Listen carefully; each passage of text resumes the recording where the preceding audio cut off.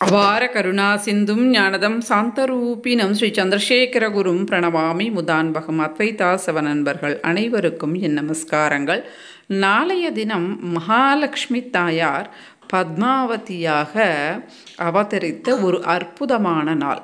கார்த்திகை மாதத்தில் வளர்பிறை பஞ்சமியில் பத்மாவதி தாயார் அவதாரம் அப்படின்றது நடந்தது. கிருத்தயுகம், திரேதாயுகம், துவாபர யுகம், இந்த மாதிரி யுகங்களில் பல காவியங்கள், கதைகள் எல்லாமே நடந்திருக்கு, புராணங்களில் நமக்கு தெரியும். ஆனால் கலியுகத்தில் நடந்த, அதாவது நாம் இருக்கின்ற இந்த கலியுகத்தில் நடந்த ஒரு அற்புதமான நிகழ்வுதான் இது. மகாலட்சுமி தாயார் பத்மத்தில், பத்ம சரோவரத்தில் கார்த்திகை சுத்த பஞ்சமி என்று அவர்கள் ஆவிர்பாவம் செய்தார்கள். அதாவது பெருமாளும் மகாலட்சுமி தாயாரும் கைலாயத்தில் இருவரும் பேசிக்கொண்டு இருக்கின்றார்கள். அதாவது பெருமாள் சொல்றார், நீ பூலோகத்திற்கு செல். இத்தனை யுகங்கள் என்பது ஒரு விதம் அப்படின்னா, இந்த கலியுகம் அப்படின்றது ஒரு விதம். இந்த கலியுகத்தில் நாம் அவதாரம் செய்து நம்முடைய வேலையை முடித்து கொண்டு வர முடியாது.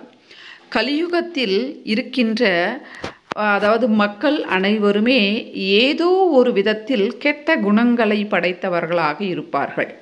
அவர்கள் அனைவரையும் அழிக்கணும் அப்படின்னா மனிதர்களே இருக்க மாட்டாங்க. அதனால் நாமே பூலோகம் சென்று அவர்களோடு நிவசித்து அவர்கள் மனதில் நல்ல விதைகளை விதைத்து நாம் அங்கேயே இருக்க வேண்டும். அதனால் நீ முன்பு செல், நான் பின்பு வருகின்றேன் அப்படின்னு பெருமாள் சொல்கிறார். அதற்கு தாயார், எல்லா அவதாரங்களிலேயும் நீங்கள் தான் முன்பு சென்றீர்கள், இந்த அவதாரத்தில் மட்டும் நான் போகணுமா? நான் போக மாட்டேன் உங்களை விட்டு அப்படின்னு மகாலட்சுமி தாயார் சொல்கிறாங்க. இந்த மாதிரி வாக்குவாதங்கள் நடந்து கொண்டிருக்கும்போது பிருகு மகரிஷி வரார். வந்த உடனே அவர் வருவதை இவர்கள் பார்க்க மாட்டார்கள், பேசிக்கொண்டு இருப்பார்கள். அந்த காரணமாக அவர் அந்த பிருகு மகரிஷி பெருமாளினுடைய வக்ஷஸ்தலத்தில் அவருடைய காலை போடுவார், அதை எட்டி உதைப்பார். இந்த மாதிரி நடந்த தருணத்தில் பெருமாள் அவரை அமர வச்சு அவருடைய காலை பிடிச்சு விடுவாங்க. இது மகாலட்சுமி தாயாருக்கு பிடிக்கலை. நான் நிவாசம் இருக்கின்ற இடத்துல அந்த மகரிஷி எட்டி உதைத்தால் நீங்கள் அவருடைய காலை பிடிப்பதா அப்படின்னு ஆக்ரகம் அவருக்கு ஏற்படுது, கோபம் ஏற்படுது. இது எல்லாமே விஷ்ணு மாயை. அதாவது மகாலட்சுமி தாயாரை பூலோகத்திற்கு செல்ல சொன்னாங்க. அதனால் விஷ்ணு மாயை இங்கே அரங்கேற்றம் ஆச்சு. அதுதானே தவிர அந்த பிருகு மகரிஷி எட்டி உதைப்பதில் இது எல்லாமே பெருமாள் செய்த மாயை. இதன் காரணமாக கோபம் கொண்ட மகாலட்சுமி தாயார் பூலோகத்திற்கு வந்துடுறாங்க.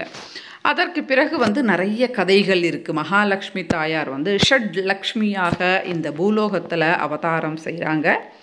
அதில் வேதவதியாக திருப்பதிக்கு போகின்ற அந்த பயணத்தில் நாகலாபுரம் அப்படின்ற ஒரு ஊர் இருக்குது. அந்த இடத்துல வேதவதியாக அம்மா அவதாரம் செய்கிறாங்க. அதற்கு பிறகு ஆகாசராஜனினுடைய மகளாக அவதாரம் செய்து அதற்கு பிறகு நாராயணவனத்தில் பெருமாளை திருமணம் செய்கிறாங்க. இதெல்லாம் வேறு விதத்தில், அதாவது வேறு பாயிண்ட் ஆஃப் வியூவில் இருக்கக்கூடிய கதைகள். இந்த கதைகள் உங்களுக்கு வேணுமா அப்படின்னு டிஸ்கிரிப்ஷன் பாக்ஸில் சொல்லுங்கள். ஒரு அற்புதமான கதை இதெல்லாம். அதை நான் ஒரு வீடியோவாக கொடுக்குறேன். இந்த மாதிரி இருக்கக்கூடிய சமயத்தில் மகாலட்சுமி தாயார் கொல்ஹாப்பூர் சென்று அங்கு இருக்கிறாங்க. அதற்கு பிறகு பெருமாளும் இந்த பூலோகத்திற்கு வந்துடுறார். பல 10 வருடங்கள் தவம் இருக்கிறாங்க. இருந்த போதிலும் மகாலட்சுமி தாயார் அவருக்கு தரிசனம் தரலை. அதற்கு பிறகு திருச்சுகனூர், அதுதான் இப்போ திருச்சானூர் அப்படின்ற பேர். திருச்சானூர் அப்படின்னு மருவி வந்திருக்கு. அங்கே ஒரு புஷ்கரணியை அவர் உருவாக்கினார். இப்போ அங்கே இருக்கக்கூடிய புஷ்கரணி சாக்ஷாத் பெருமாள் தன்னோட கைகளாலேயே உருவாக்கின அந்த புஷ்கரணி தான். அங்கு உருவாக்கி அங்கு அவர் 12 வருடங்கள் தவம் இருக்கிறார். 12 வருடங்கள் தவம் இருக்கும்போது முனிவர் சொல்கிறார், இந்த மாதிரி மகாலட்சுமி தாயார் வந்து உங்களுக்கு அனுக்கிரகம் கொடுக்கல, அதனால் நீங்கள் வந்து பிரம்மலோகத்திலிருந்து தாமரைகளை கொண்டு வந்து இங்கே வச்சு அந்த தாமரை வந்து வாடாமல் இருந்தால் அப்பொழுது மகாலட்சுமி தாயார் வந்து ஆவிர்பாவம் நடக்கும் அப்படி சொன்னாங்க. அதற்கு பிறகு தாமரை மலர் வாடாமல் இருக்குமா, அதனால் சூரிய பகவானை வந்து அங்கே வர சொல்லி சூரிய பகவான் எப்பொழுதும் அந்த தாமரையே பார்த்து கொண்டிருந்தால் அந்த மலர் அப்படின்றது வந்து வாடாது. அதனால தான் அந்த புஷ்கரணிக்கு எதிரில் சூரிய பகவானினுடைய கோவில் அப்படின்றதும் இருக்கும்.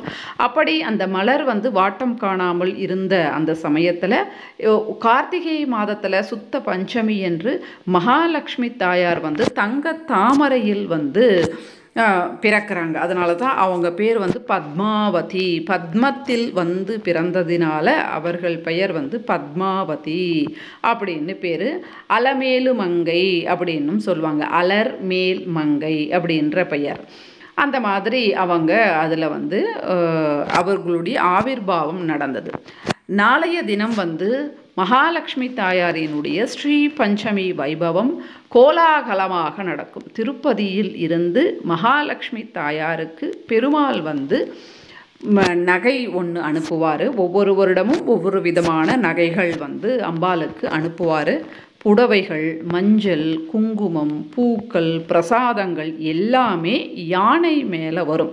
திருமலையில் இருந்து திருச்சானூர் வரை பலவிதமான ராஜ மரியாதைகளுடன் அந்த பிரசாதங்கள் எல்லாமே கொண்டு வரப்படும். நடந்துதான் வந்து வரும். அந்த ஒரு வைபவத்தை பார்ப்பதற்கு இரு கண்கள் போதாது, அவ்வளவு சிறப்பு. அந்த புஷ்கரணியில் ஜனங்கள் வந்து அப்படி இருப்பாங்க. தமிழ்நாட்டை சேர்ந்த ஜனங்கள் அவ்வளவு அவ்வளவு அவ்வளவு அவ்வளவு இருப்பாங்க நம் தமிழ்நாட்டு ஜனங்கள். அப்படி நடக்கின்ற ஒரு வைபவத்தில் முடிந்தால் கலந்து கொள்ளுங்க. அப்படி இல்லைன்னா நாளைய தினம் கனகதரா ஸ்லோகத்தை சொல்லி பத்மாவதி தாயாரை மனதில் தியானம் செய்து அவருக்காக 5 முகம் கொண்ட தீபத்தை ஏற்றி வைத்து நம்முடைய கஷ்டத்தை அவர்களிடத்தில் சொல்லும்போது சாந்த சொரூபியாக இருக்கின்ற மகாலட்சுமி தாயார் நம்முடைய பிரச்சனைகளை கேட்டு அவர்கள் செவிசாய்த்து அந்த பிரச்சனைகளுக்கு வந்து தீர்வை வந்து தருவாங்க. அப்பேற்பட்ட மகாலட்சுமி தாயார் கலியுகத்தில் நமக்காக வீற்றிருக்கிறாங்க. அந்த தாயை வந்து ஒரு முறையாவது கார்த்திகை மாதத்தில் தரிசனம் செய்வது அப்படின்றது கோடி ஜென்மத்தில் நாம் செய்த புண்ணியம் அப்படின்னே சொல்லலாம். கார்த்திகை மாதம் அந்த தாயாருக்கு உகந்த மாதமாக கருதப்படுகின்றது. பிரம்மோற்சவம் 10 நாட்கள் நடக்கும். நாளைய தினம் வந்து ஸ்ரீ பஞ்சமி, அந்த 10வது நாள் பிரம்மோற்சவம் அப்படின்றது வெகு விமர்சையாக நடக்கும்.